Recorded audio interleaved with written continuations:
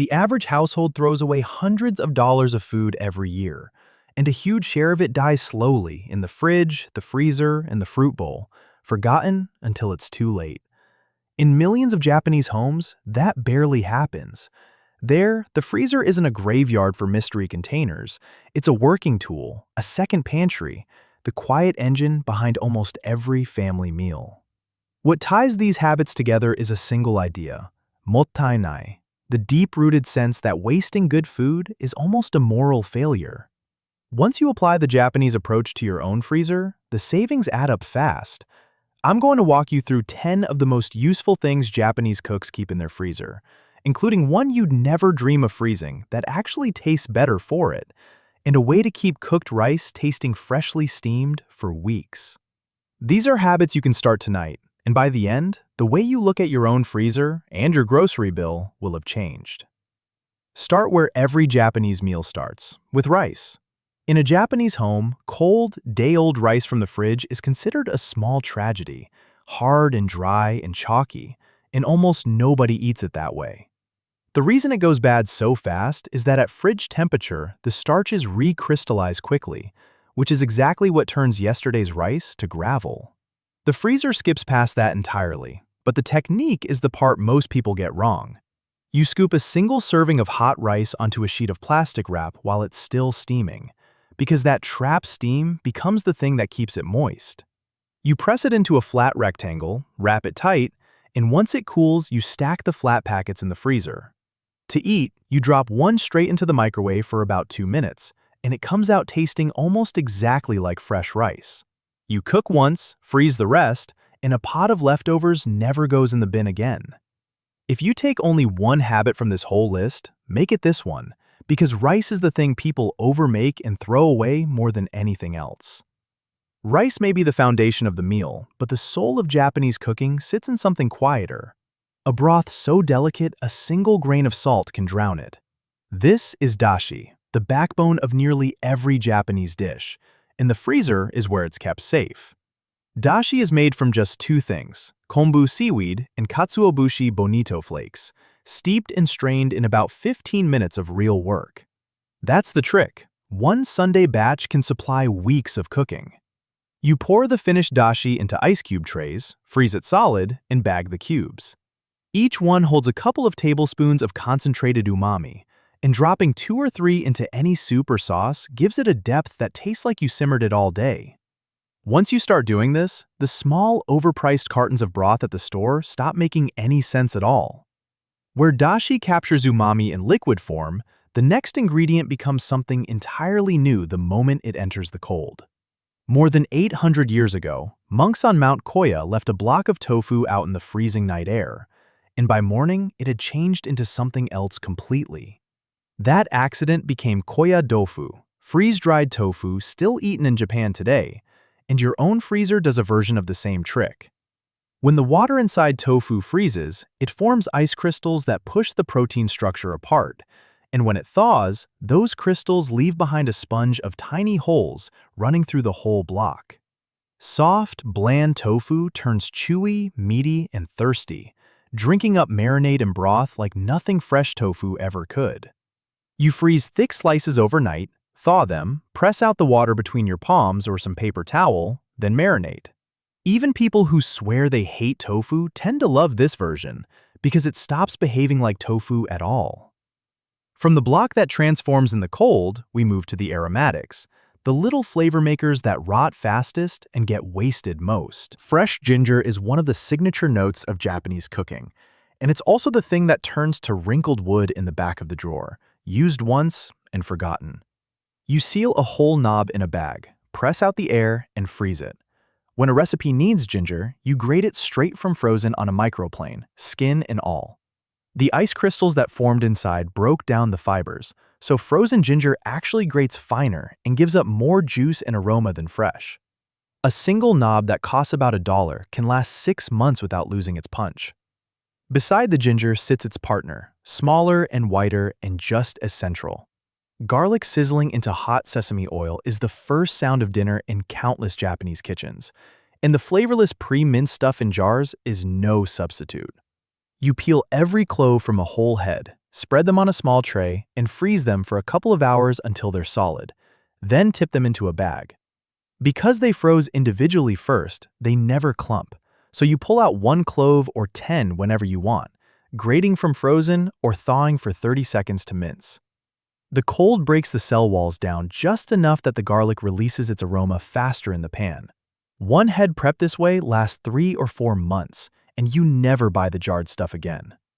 The same logic rescues the herb that dies fastest of all.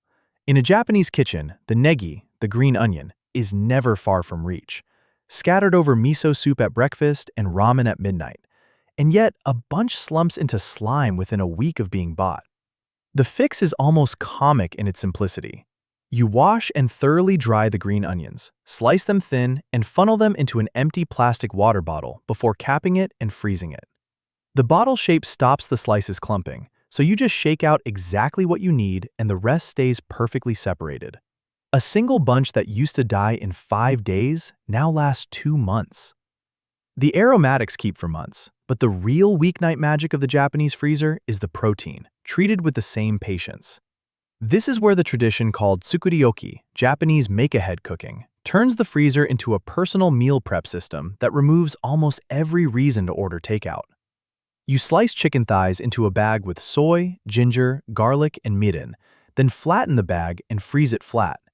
As the meat freezes, ice crystals rupture the cell walls, and when it thaws, it pulls the marinade far deeper than a fridge marinade ever could, so you get more flavor and more tender meat for less work. The same trick works for salmon in miso and mirin, or thin-sliced pork for ginger pork. Spend 1 hour on a Sunday building 6 or 7 of these flat packs, and your entire week of dinners is already solved. On a Tuesday night, you thaw one in a bowl of cool water for half an hour, and dinner is on the table faster than delivery would have arrived, using food you already paid for. Where the proteins wait in their marinade, the noodles that carry them wait nearby, coiled into little nests. In the old ramen shops of Tokyo, a bowl was expected in under 2 minutes, and the home kitchen learned the same trick long ago. You cook udon, soba, or ramen to just underdone, drain them, toss them with a few drops of sesame oil so they won't stick, then twirl them into single-serving nests and freeze each one solid on a tray before bagging them. When you want noodles, a frozen nest goes straight into boiling water or hot dashi, and it's ready in about 90 seconds. No thawing, no waste. A bowl of noodles always minutes away. Then there's the fish, and this is the one carried down from the harbors, from generations before home freezers existed. Air is the enemy of frozen fish, because oxygen causes the oxidation and freezer burn that leaves thawed fish papery and off. The Japanese solution is beautifully simple. You lay fresh fillets in a container or a sturdy bag and completely submerge them in cold water before sealing and freezing the whole thing. As the water freezes into a solid block around the fish, it locks every molecule of air away from the surface. Fish frozen this way stays tender and fresh-tasting for up to 3 months, far longer than fish frozen bare. You thaw the whole ice block in the fridge overnight, and it comes out with the texture it went in with, which means you can buy salmon or mackerel on sale, stock up, and never worry about waste. That handles the everyday savers. The last one is the surprise. The ingredient that doesn't just survive the freezer, but comes out better. In the mountain forests of Nagano, shiitake are still grown on oak logs the way they were 400 years ago, and Japanese cooks have long known a secret Western kitchens miss. Freezing mushrooms intensifies their umami, rather than just preserving it. When you freeze shiitake, enoki, shimeji, or maitake, the ice crystals rupture the cell walls and release far more of the compounds responsible for that deep, savory taste. So a frozen, then cooked mushroom actually tastes more savory than a fresh one. You spread them on a tray, freeze them individually, and bag them. Then cook them straight from frozen into miso soup, a stir-fry, or takikomi gohan, the rice cooked together with mushrooms. Very few foods in any kitchen reward freezing with better flavor. This is one of them, and once you start, you don't go back. Step back, and the pattern under all 10 becomes obvious. The Japanese freezer catches food at its peak and pauses it there, so nothing has to be used in a rush, and nothing goes bad before you get to it. Rice, dashi, tofu, ginger, garlic, green onion, marinated protein, noodles, fish, mushrooms. Not one of them needs special equipment. All it takes is wrapping things well and freezing them at their best, instead of watching them slowly decline in the fridge. What gets me about all of this is that it isn't really about the freezer at all.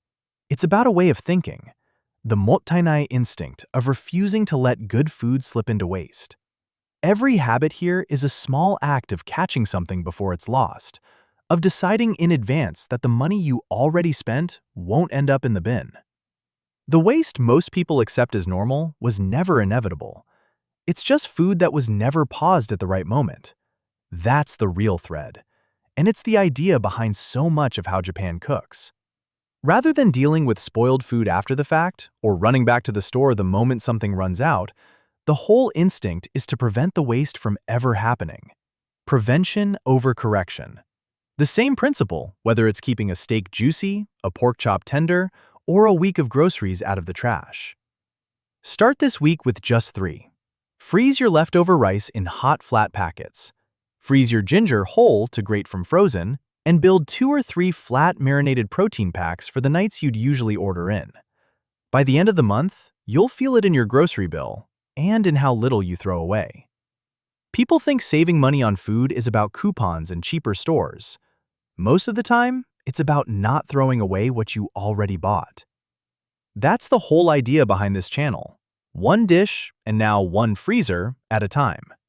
In the next video, we'll leave the freezer behind and open the Japanese pantry, the ancient shelf-stable foods that keep for years without ever being frozen at all. Tell me in the comments which of these you're trying first, and whether you've been doing any of them already without knowing they were Japanese. I'll see you there.